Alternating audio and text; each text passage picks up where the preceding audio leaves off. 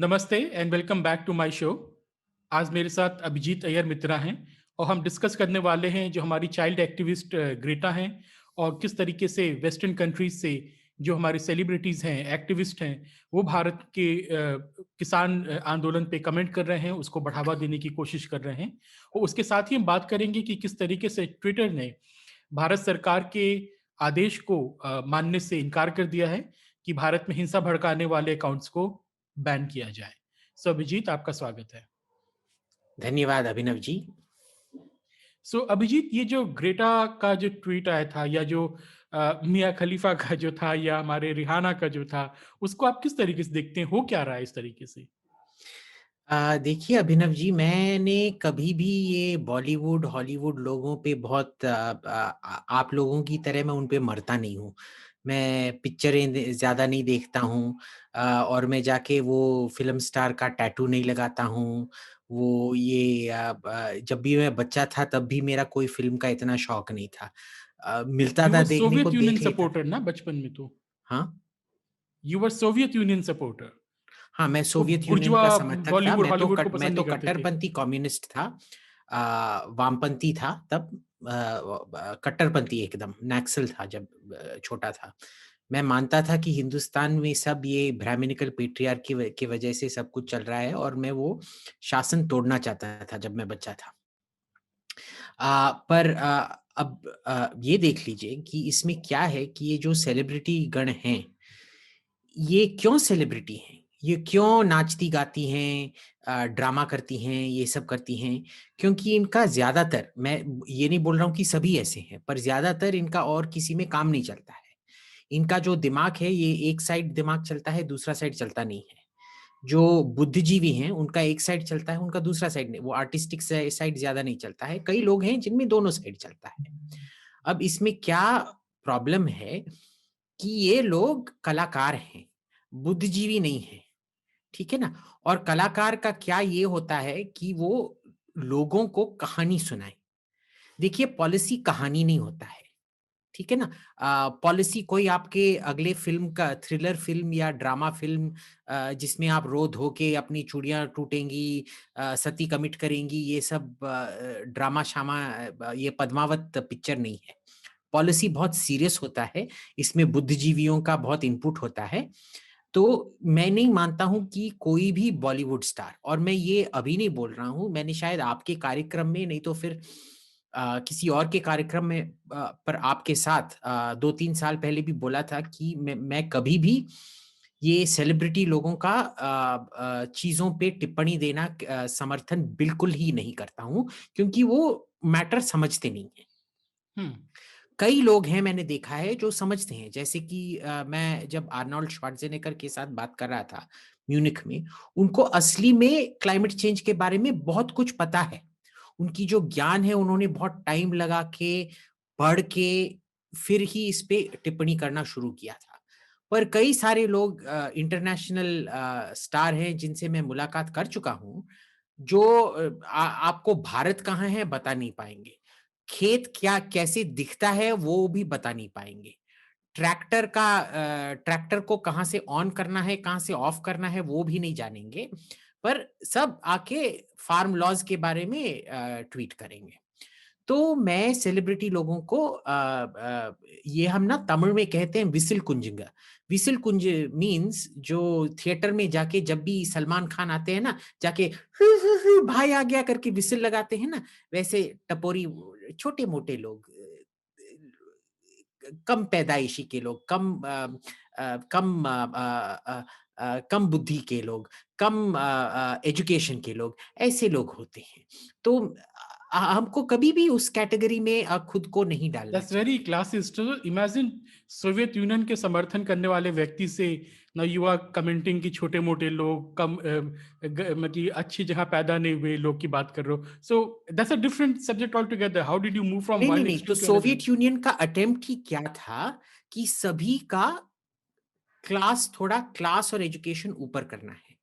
ठीक है? तो सभी को फ़ोर्सिबली पियानो सिखाया जाता था, वायलिन सिखाया जाता था, ओपेरा में जाने के लिए बोलते थे, तुर्जेनेव और दोस्तोयेव्स्की पढ़ने को बोलते थे।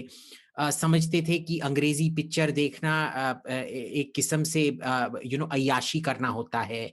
तो बहुत ही ऊंचे ऊंचे विचार जो वामपंथी लोग मानते हैं, ऊंचे विचार का जो ये होता है, ओपेरा, बैले, सार्त्र और कामू के नाटक, ये सब दिखाते थे और समझते थे कि पूरा सोसाइटी ऊपर आ जाएगा। वैसे तो होता नहीं है, और ये सोवियत यूनियन ही सबसे ज्यादा इसका सबूत है कि ऐसे होता नहीं है।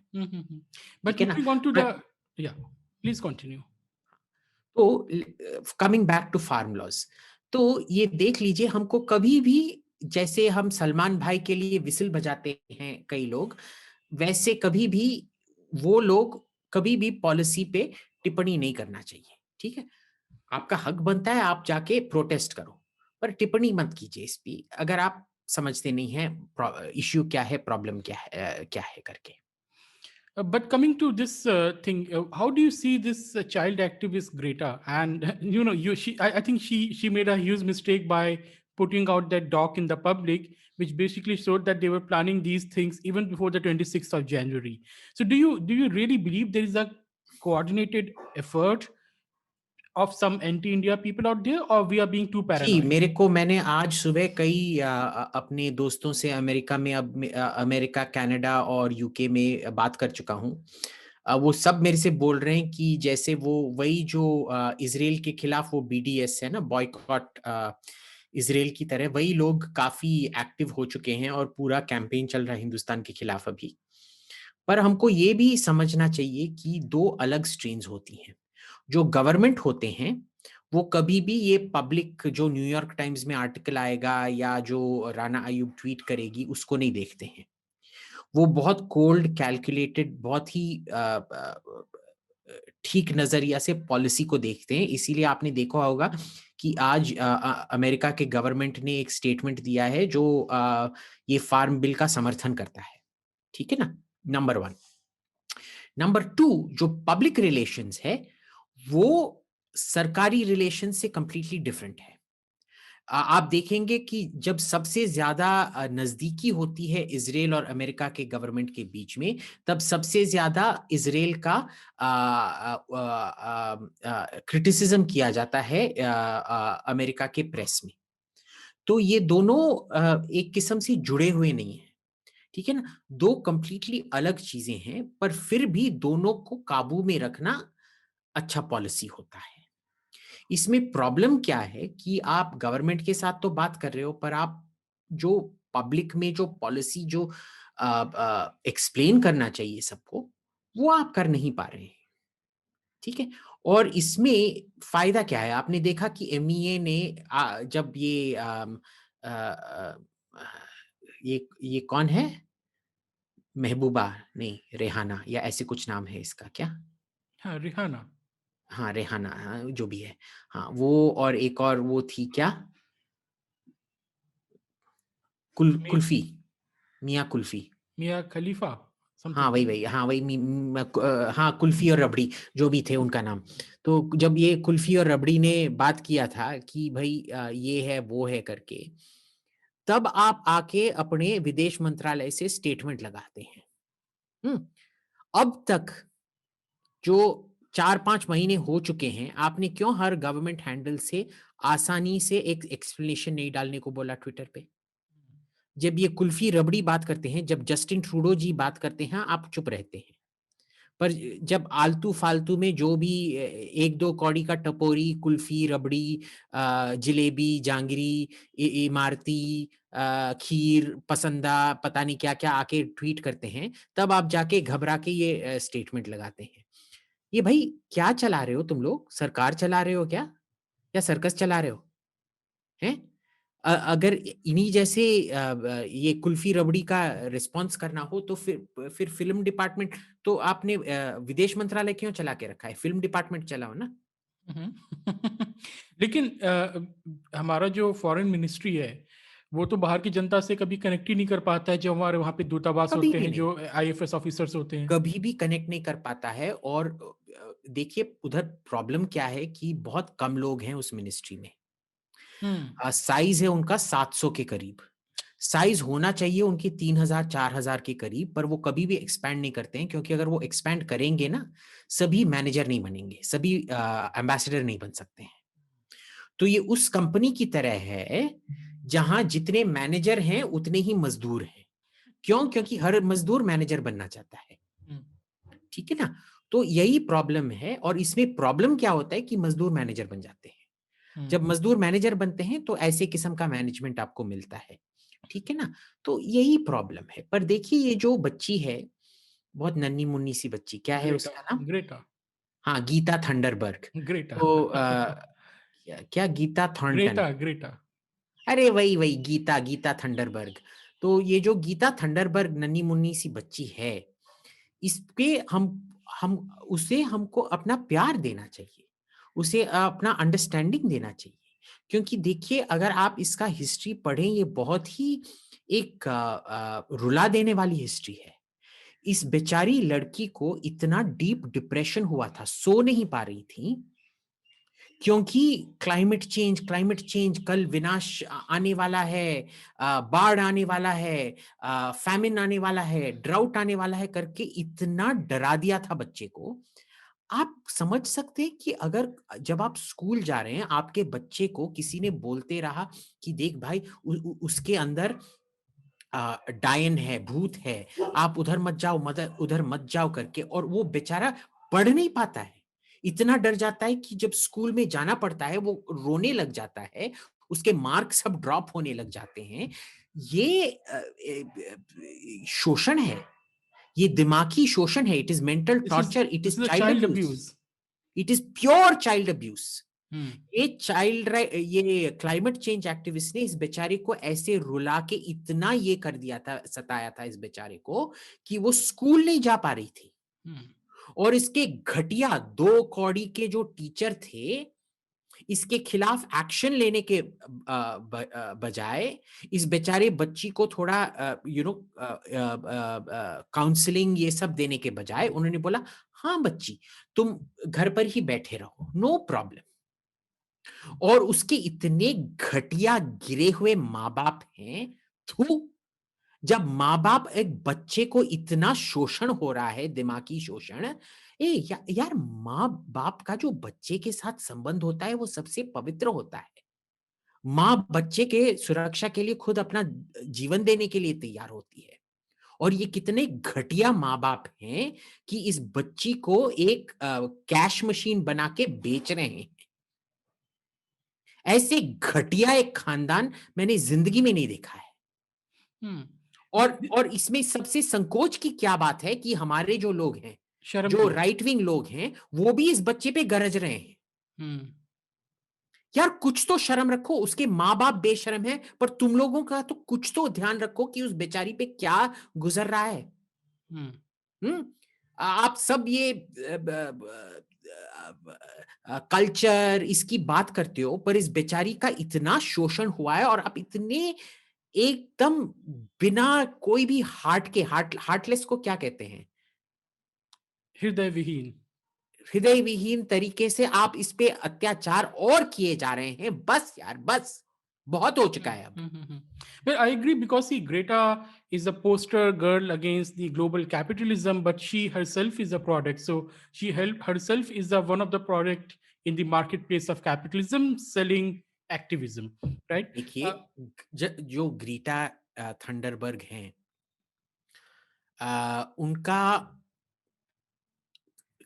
हमेशा जब मैं बोलता हूँ ये ग्रीटा ट्रम्पबर्ग जी हैं, मैं गीटा ट्रम्पबर्ग पे आ, मैं उनके बारे में बात नहीं कर रहा हूँ। मैंने उनके पीछे जो पूरा जो पैसा बनाने का जो इकोसिस्टम है, उनके घटिया माँ बाप, और उनके जो मैनेजर हैं, उनका जो बैंगलोर में बैठ के जो उनका जो ट्विटर हैंडल करता है वो लड़का, उनके बारे में बात कर रहा हूँ। वो कभी भी, क्योंकि ये कैश मशीन है, गीता जी उनके लिए कैश मशीन है, वो कभी भी उनको ठीक इंफॉर्मेशन देंगे ही नहीं। ये वो मैनिपुलेशन गेम्स होते हैं, क्योंकि जब कोई पैसा देने लग जाता है, ठीक है ना, जब गाय आपको पैसा देता है, दूध देता है, घी देता है, मक्खन देता है, सब, आप उसकी रक्षा करते हैं, आप देखते हैं कि शेर, कुत्ता, कोई भी ठंड, गर्मी, कुछ भी वो गाय के पास नहीं आएगा। वो उसकी ऐसे ये करते हैं, पर इसमें प्रॉब्लम क्या है आप देख लीजिए, इस बच्ची के पास कभी भी इंफॉर्मेशन नहीं जाता है। जब ये यूएन में स्पीच देने गई थी, उन्होंने बोला था कि एयरक्राफ्ट का कार्बन फुटप्रिंट इतना ज्यादा है, मैं प्लेन में नहीं उड़ूंगी। तो वो एक बहुत ही रईस बिलियनर के प्राइवेट यॉट में गई थी न्यूयॉर्क। अब उस यॉट को सर्विसिंग के लिए कम से कम 15 लोगों को बिजनेस क्लास में फ्लाई करना पड़ा, स्वीडन से लेके अमेरिका तक। ठीक है ना? तो एक बच्चे के कार्बन फुटप्रिंट बचाने के लिए 15 लोगों का कार्बन फुटप्रिंट लगा, और फिर जो 15 लोग उधर पहुंचे थे उनको वापस लाने के लिए और 15 लोगों का कार्बन फुटप्रिंट लगा प्लेन पे। ठीक है? तो तो तभी से हमको पता था कि बेचारी बच्ची को सिखाया नहीं जा रहा है कि एनवायरनमेंट क्या है। किसी ने उनको बोला तक नहीं है कि आप एक के लिए 30 लोगों का कार्बन फुट आप एक इंसान के कार्बन फुटप्रिंट बचाने के लिए 30 लोगों का कार्बन फुटप्रिंट जलाना पड़ा, पर कोई बात नहीं करेगा इसके बारे में। मैं तो ये वो ऐसे ही है, इन्होंने टिप्पणी दे रखा है। ये किसके लिए सपोर्ट कर रही है? ताकि इतना पोल्यूशन हो सके। ये फार्मरों का डिमांड क्या है कि वो अपना क्रॉप्स जलाते रहे। उसमें कितना आपको पोल्यूशन आता है तो आपको तो पता ही है, सबसे ज्यादा पोल्यूशन दिल्ली का ही है, बीजिंग से भी ज्यादा हो चुका है। तो ये उसको सपोर्ट कर रही है। ठीक है ना? ये और देखिए, जो ये मैं फार्म बिल नहीं मानता हूं, ये फार्म लिबरेशन बिल है। जो फार्म बिल है ये 15 अगस्त 1947 की तरह दूसरा इंडिपेंडेंस डे है, क्योंकि जो सब फार्म थे वो बॉन्डेड लेबर में रखे गए थे। ये उनको मुफ्त करा रहा है। क्या मुफ्त नहीं, क्या मुक्त स्वाधीन। मुक्त हाँ, मुक्त मुक्त कर रहा है, मुक्त, मुफ्त नहीं, मुक्त, मुक्त कर रहा है। तो ये उनको मुक्त कर रहा है।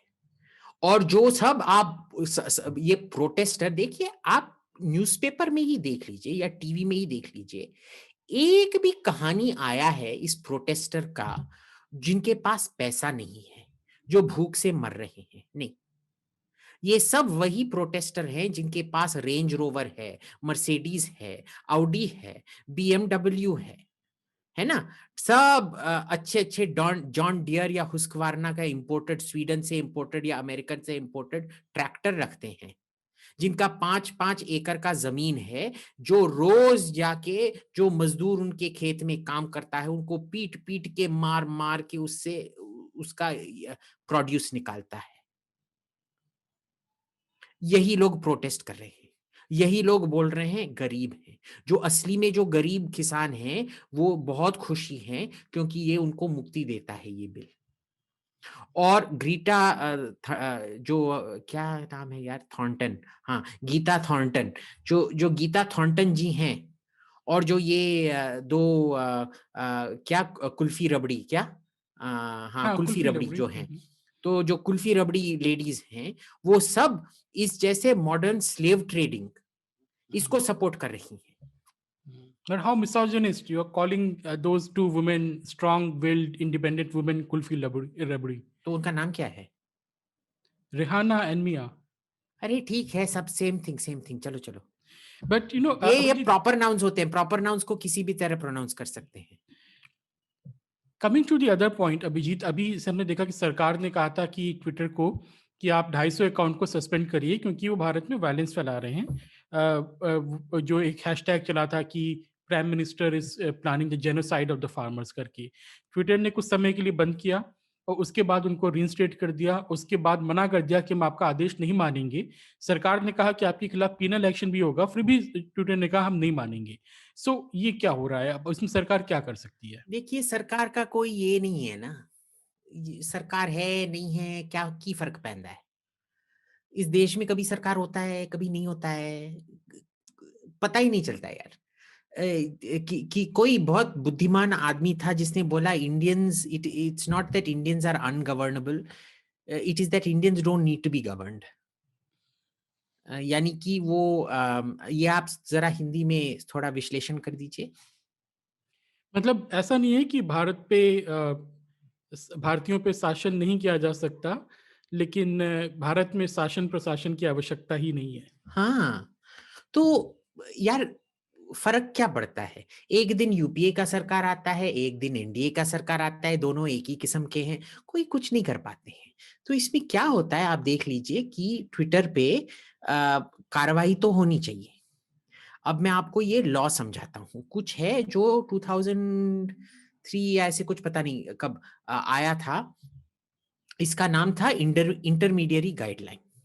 मैं आपको क्योंकि हम किसान के बारे में बात कर रहे हैं, मैं किसान मंडी सब्जी मंडी के स्टाइल से बात करूँगा। अब आपको पता है धनिया मसाला में जो मिश्रण किया जाता है, वो किसका मिश्रण किया जाता है आपको पता है? जो मिलावट होती है धनिया हुँ, में, हुँ। नहीं धनिया पता, मसाला में बताइए? गोबर का होता है, गाय के गोबर का। इसीलिए लालू हमारे सारे प्रसाद जी लिबरल्स गोबर काफ़ी खा रहे हैं इतने दिनों से। हाँ जी, तो इसीलिए लालू प्रसाद जी जो हैं हमारे लीडर, उन्होंने काफ़ी टाइम संसद में लोगों को बोला है धनिया मसाला व्यापारी। वो उनका फ़ेवरेट गाली था धनिया मसाला व्यापारी। तो क्या होता है आप सब्ज़ी मंडी रख रहे हैं। अब सब्ज़ी मंडी में एक बंदा है जिसने धनिया मसाला में मिश्रण करके मिलावट करके बेच रहा है। अब आप जाके जब पुलिस आके आके पकड़ना चाहती है, वो किसको पकड़ेंगे? जो सब्ज़ी मंडी चला रहा है या जो वो धनिया मसाला मिलावटी धनिया मसाला बेच रहा है? ऑब्वियसली वो उसी को पकड़ेंगे जो मिलावटी धनिया मसाला बेच रहा है, ठीक है? पर अगर जो सब्ज़ी मंडी का जो मालिक है उसने बोला, मैं गारंटी देता हूँ कि जो भी आके मेरे सब्ज़ी मंडी में धनिया मसाला खरीदेगा उसको 100% शुद्ध धनिया मसाला मिलेगा, कोई मिलावटी धनिया मसाला नहीं मिलेगा। और मैं इसका आश्वासन आपको देता हूँ। उसके बाद अगर उस धनिया मसाला में मिलावट हो, तो पुलिस आके किसको पकड़ेगा? जो धनिया मसाला बेच रहा है या सब्जी मंडी ओनर जिसने गारंटी दे रखा है? तो ये इंटरमीडिएरी लॉ ऐसा है। अगर ट्विटर गारंटी दे रहा है कि हर चीज़ इधर फैक्ट है, फेक नहीं है, ये फेक न्यूज़ है, ये असली न्यूज़ है, फिर जिसने फेक न्यूज़ ट्वीट किया है, उसके पीछे ही आप जा सकते हैं। पर अगर आपने बोल दिया कि ये फेक न्यूज़ है, ये सच्ची है, ये असली है, ये नकली है, फिर आप ही पे कार्रवाई होना चाहिए। अब इसमें 2 किस्म के लॉ हैं। आईटी एक्ट 69 ए के तहत ट्विटर के लोगों को 7 साल तक की जेल हो सकती है। और दूसरा है जो फेक न्यूज़ लगा रहा है और जो फेक न्यूज़ लगा रहा है उसको इंटरमीडिएरी गाइडलाइंस के तहत दोनों वो बंदा ही जेल जा सकता है, पर ट्विटर जेल नहीं जा सकता। अब ये लोग क्या कर रहे हैं, वो उस इंटरमीडिएट गाइडलाइंस को वायलेट कर रहे हैं। जैसे सब्जी मंडी ओनर ने किया, वो बोल रहे हैं कि हम गारंटी कर रहे हैं कि इससे कोई भी राइटिंग नहीं होगा, इससे कोई दंगा फसाद नहीं होगा। और फिर अगर दंगा फसाद हो गया फिर ट्विटर के लोगों को ही जेल जाना पड़ेगा ना। तो ट्विटर अभी मान रहा है कि उन्होंने डोनाल्ड ट्रंप को निकाल दिया है, डोनाल्ड ट्रंप के सपोर्टर्स को निकाल दिया है, हम कुछ भी कर सकते हैं। वो गलत नहीं है वैसे।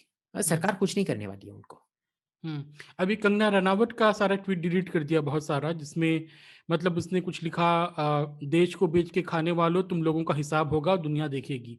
इसको भी डिलीट कर दिया कि ये वायलेंस इंस्टिगेट कर रहा है।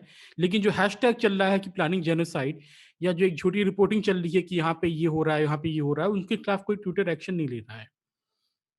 तो देखिए, वही मैं आपसे बोल रहा हूँ ना, ये गवर्नमेंट देखिए ये बीजेपी, कांग्रेस अ, ये सब बस नाम होता है।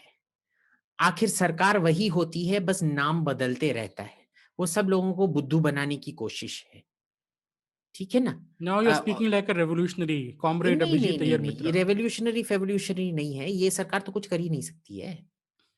बस भाषण देगी और क्या करेगी? हुँ। ये ना एक शेली ने पोएम लिखा था ना ओzymandias, "मेन में कम एंड मेन में go but I go on forever."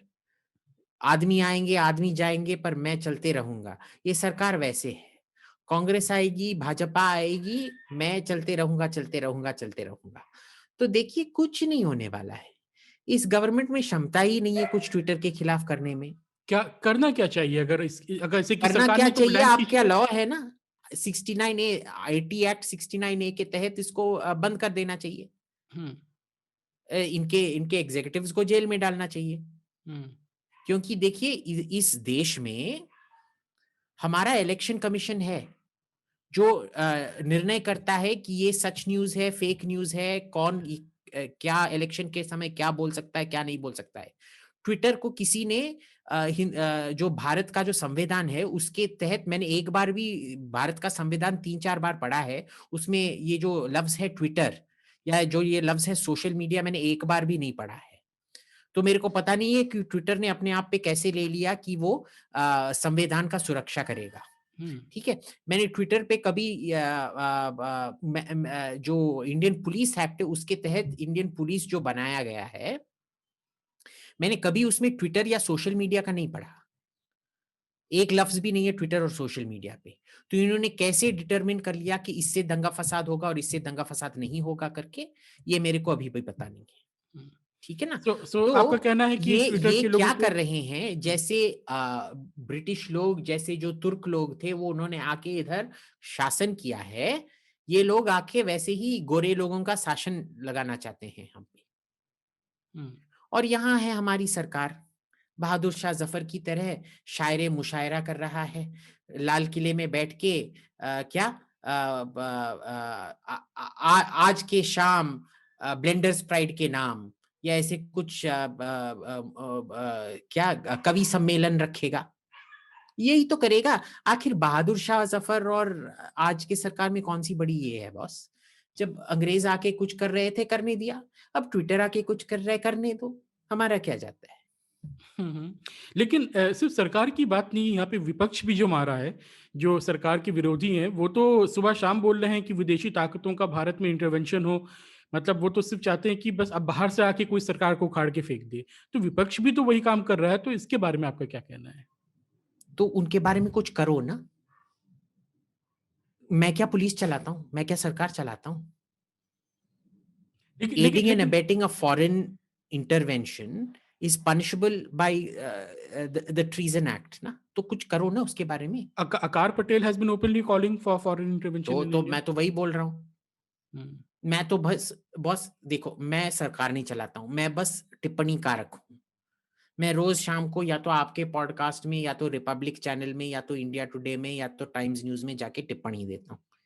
ठीक है ना? मैं ना ही तो सरकार चलाता हूँ, ना ही तो मैं पुलिस चलाता हूँ।